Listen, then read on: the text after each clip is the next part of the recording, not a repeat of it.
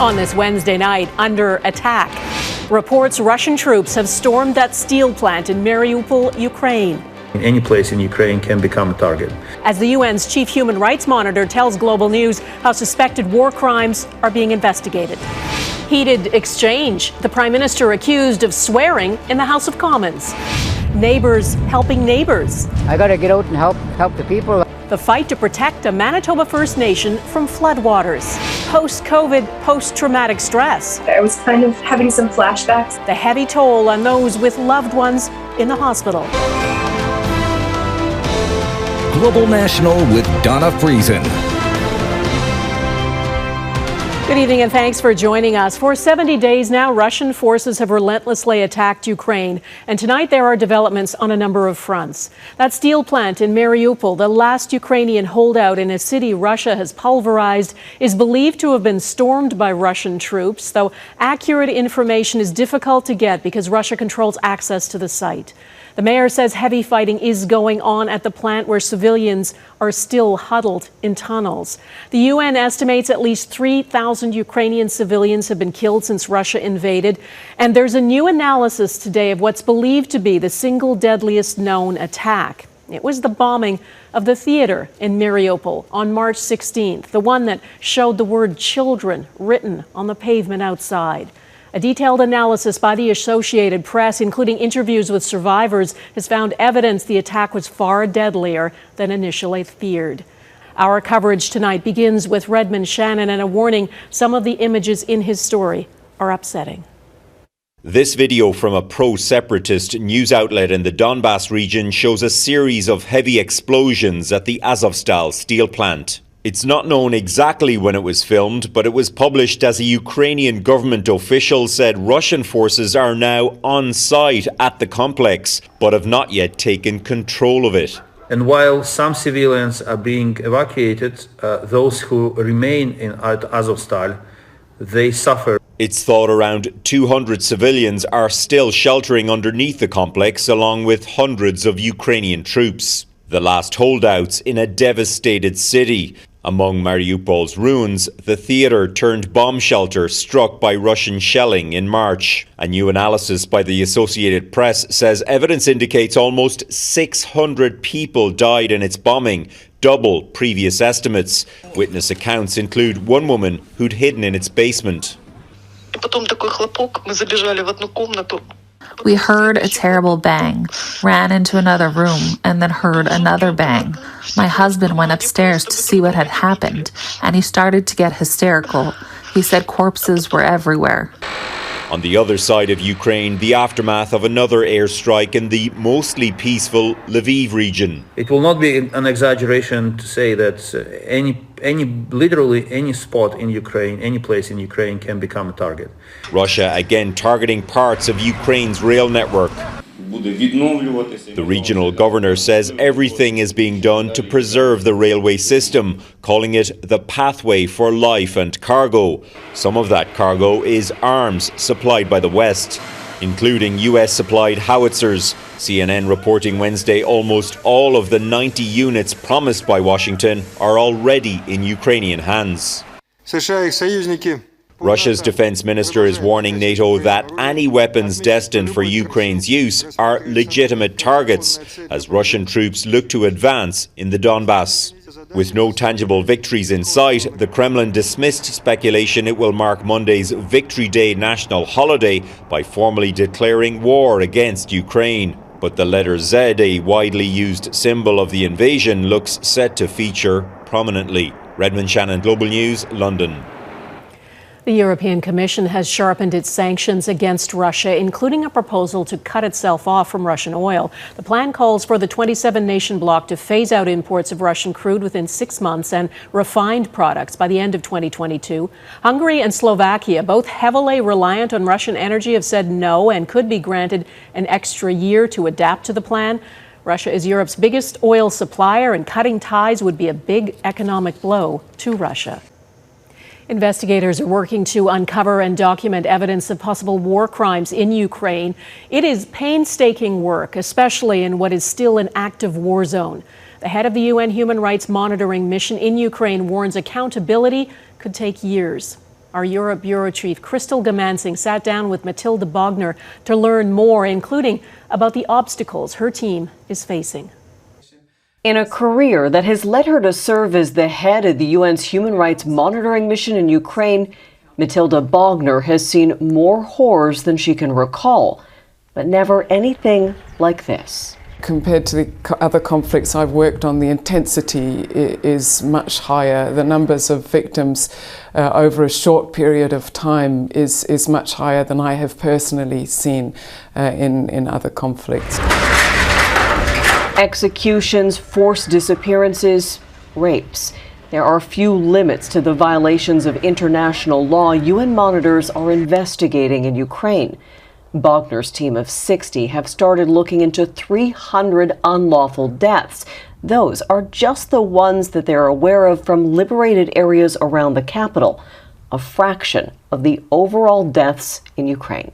We can't go to places like Mariupol. We can't go to places where there are severe hostilities. It's just too dangerous. So I would say that's one of the biggest constraints. When those locations become accessible, Bogner says the work of her team will only expand. Already, she says nearly every person she and the team have met have a personal story of death that requires documentation. Their work to record every one is no guarantee of justice. Prosecuting war crimes is an onerous legal undertaking that can take years. I think even just documenting and making public what is happening is a form of sort of accountability, at least at the more social level. Bearing witness to horrors of war is painful, painstaking work. Bogner and her teams share a solemn sense of duty, knowing what they catalog here could help how one day history is remembered and possibly accounted for. Crystal Goomansingh, Global News, Kyiv, Ukraine. In the U.S., President Joe Biden went on the attack against his political opponents today, casting them as extremists with what he called an ultra-MAGA agenda. It was a ramp-up in rhetoric after the Supreme Court leak of a draft opinion showing a majority of justices agree the Roe v. Wade decision, which legalized abortion, should be overturned. Thousands of Americans have taken to the streets after that draft opinion was leaked. It calls the landmark 1973 ruling egregiously wrong from the start. It is a draft, not a final ruling, but Biden and others fear what it signals about the erosion of other rights in America. Jackson Proskow reports. The ripples of a potential Supreme Court decision are foreshadowed in places like Tennessee, one of 13 states with a so-called trigger ban that automatically makes abortion illegal if Roe v. Wade is overturned. We're prayerfully hopeful that the Supreme Court will decide in what I consider to be a pro-life way, and our Tennessee trigger ban can go into effect. Women will suffer. Many of them will die. If Roe falls, the stark reality is that abortion will likely be outlawed in at least half of the states. Efforts to pass a national law protecting access seem doomed. This is about a lot more than abortion. President Joe Biden has warned it's part of a broader move by Republicans to target social issues as the party's far right, backed by former President Trump, solidifies its grip on power. What are the next things that are going to be attacked? Because this MAGA crowd is really the most extreme political organization that's existed in American history. In Ohio Tuesday, more proof of where Republicans are headed. This campaign, I really think, was a referendum on what kind of a Republican Party we want. J.D. Vance won the state's Republican Senate primary after courting Trump's endorsement. He's staunchly anti-abortion and backs Trump's lies about the 2020 election being stolen.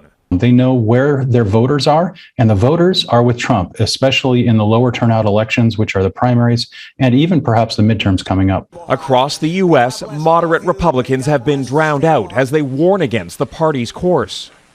We won't win back the White House by nominating Donald Trump or a cheap impersonation of him.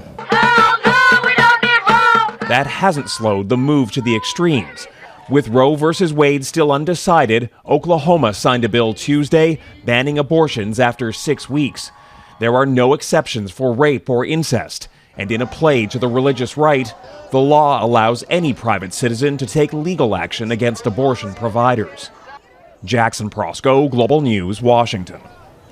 There has been lots of reaction here in Canada to that leaked U.S. Supreme Court opinion. Abortion in Canada was decriminalized in 1988, but it's still difficult for some women in this country to access it, and it has remained a wedge issue politically. Some socially conservative politicians and their supporters continue to get fired up about it.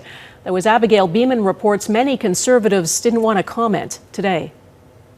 The freedom of a woman to choose belongs to her and her alone. Canada's Liberals are quick to support a woman's right to choose, but the Trudeau government has fallen short on campaign promises around abortion, including developing an information portal and changing regulations to create equal access across the country, with penalties to provinces that don't comply in the form of clawbacks to provincial health transfer money. But there is more to do, and we will do it. Should Roe be overturned in the United States, government ministers say they support Americans who may come to Canada to access abortion services. I've engaged CBSA. My office is currently working with them to make sure that there are clearer guidelines. New Democrats want Liberals to take quick action and include free birth control and the morning after pill in the National Pharmacare Plan. In the face of a Liberal government that's been in power for 7 years that has done nothing to expand access, this is a concrete step forward. Access to abortion. Many Conservatives won't even discuss the issue. The Liberals say you guys are fighting on the abortion issue. What do you think? Morning. Let's see, the Flames won last night in a hell of a game. But not all. For myself, it's something behind us. And I know that there's some MPs want to revive that subject, but for us, it's dead. And also, we hope that the new leader will put a nail on that subject. Women deserve to be protected, and their rights deserve to be fought for, and we'll continue to do that. That hasn't changed overnight. But it will likely confront Conservative leadership hopefuls as the race to lead the party forward heats up. As for last year's campaign promises around access to abortion services, no one is offering any timelines. The health minister will only say soon, acknowledging the situation south of the border makes things more pressing. Donna? All right, Abigail in Ottawa, thank you. Well, there were some heated exchanges during question period in the House of Commons today. Prime Minister Justin Trudeau was accused by opposition Conservatives of using the F word, which is considered unparliamentary. Our chief political correspondent, David Aiken, is with me. David, question period can often get testy, we know. Sounds like it went over the top today. Yeah, it was a heated question period, Don. It wasn't the craziest I've ever seen, but still emotions running very high. Now, on Wednesdays, the Prime Minister tends to take all of the questions in the 45-minute session.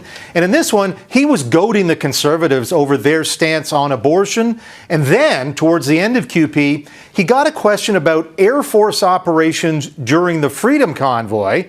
And the PM was offended by the question. What the member opposite just engaged in is dangerously close to misinformation and disinformation. And you hear all that? That's when things really started to blow up. The Conservatives say that somewhere at that point, all this hubbub, Trudeau used the F word as an adjective aimed at the Conservative benches. Now, none of that is caught on tape because all of the microphones are muted whenever the speaker stands up. But when I asked the PM if he fuddle-duddled, he repeated what his dad once said when Pierre Trudeau was accused of the same thing. What is the nature of your thoughts, gentlemen, when you say you move your lips in a particular way? And here's Pierre. What is the nature of your thoughts, gentlemen, when you say fuddle-duddle or something like that? God, you... So there we go. Now, the Conservatives, for what it's worth, are asking the Speaker to investigate and hoping the Prime Minister will apologize. Donna? All right, David Aiken in Ottawa, thank you. Lending a helping hand, coming up, how people are banding together to save a Manitoba community.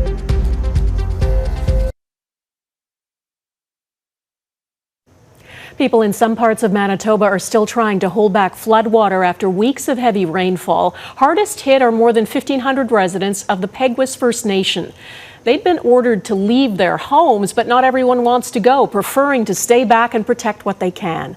Global's Marnie Blunt is there tracking the flood situation tonight. Marnie.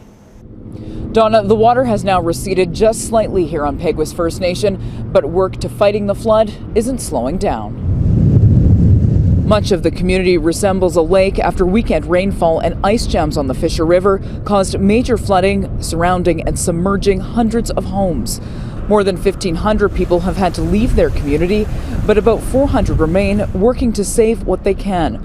William Anderson is one of those residents who stayed behind, boating around from home to home, checking on pets, sandbags, and lending a hand where needed. He's seen Peguis deal with major flooding in the past, but not like this.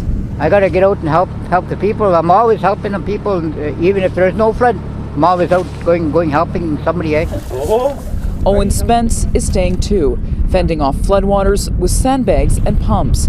He and his father take shifts watching the family home. With water on his doorstep, he's so far been able to keep it at bay, but knows others are not so lucky. It's pretty sad, yeah. A lot of families gone. A few other people just watching their houses and hoping and praying too. Now there is more rain in the forecast for here this weekend, but residents here tell me they're hopeful warm weather will clear out ice jams on the local river and allow water levels to drop significantly before then. Donna? That would be a relief. Marnie Blunt on the Peguis First Nation in Manitoba. Thanks.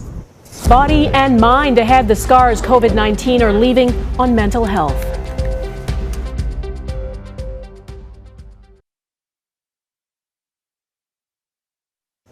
The toll COVID-19 has taken on people physically over the last 2 years has been well documented. But what's received far less attention is the impact on people who watch their loved ones suffer. A new study looked at families of patients and the trauma they experienced, and in some cases are still struggling with today. Jamie Morocker reports. For 80 days, half spent in a coma, Jared Linder fought to survive COVID-19. A year later, he's still trying to heal. I had to rethink how to walk and eat, everything. His partner, Ashley Young, has supported him through it all. But when he was in hospital, pandemic restrictions kept her from his side. It was the toughest thing I've ever had to go through. Just having someone that I love, not knowing if he was going to be back or if he was going to make it through. And that stress can have severe outcomes. A new U.S.-based study has revealed almost 64% of relatives of COVID patients in ICU experience significant symptoms of post-traumatic stress disorder, PTSD, in the months that follow. Pre-pandemic, for families of critical care patients, the number was between 15 and 30%. That distrust, not being able to be at the bedside and participate in the care of your loved one in the way that we know was helpful, the interplay of those things was really traumatic to people. In Canada, mental health supports can be difficult to access. With COVID-related PTSD on the rise, psychologists from 2 Toronto universities created an online resource especially for couples going through COVID. PTSD is a chronic and very pernicious disorder. So once people have not recovered from their PTSD, it's unlikely to recover on its own. Young says she battled depression in the months after Linder was admitted. I was kind of having some flashbacks, and it was really making my life hard to get through. Since both have sought professional help, determined to heal physically and emotionally. Jamie Morocker, Global News, Toronto.